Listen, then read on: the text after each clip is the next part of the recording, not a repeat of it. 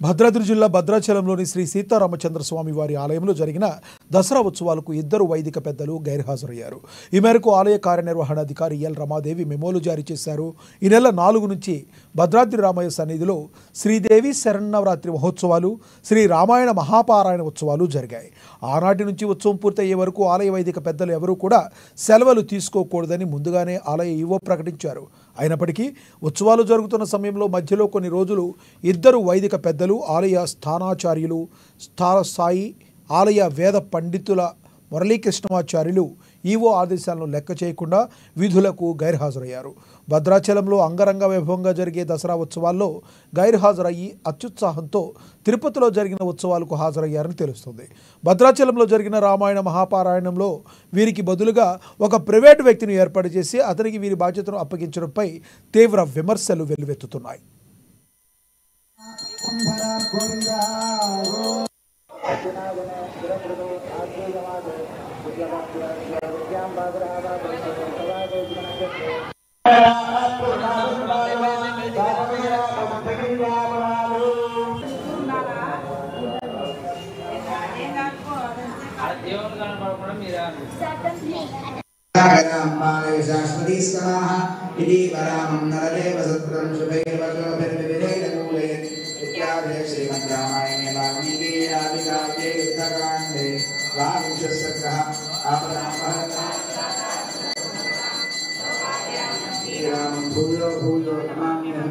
धर्मात्मा सत्य संधर्ष रामो दाशरथयरी ओम श्री चाप्रविद्वद्वश्चरेणं गिरिरावणि ओम श्री राम राम भूयो नमाम्यहं धर्मात्मा सत्य संधर्ष रामो दाशरथयरी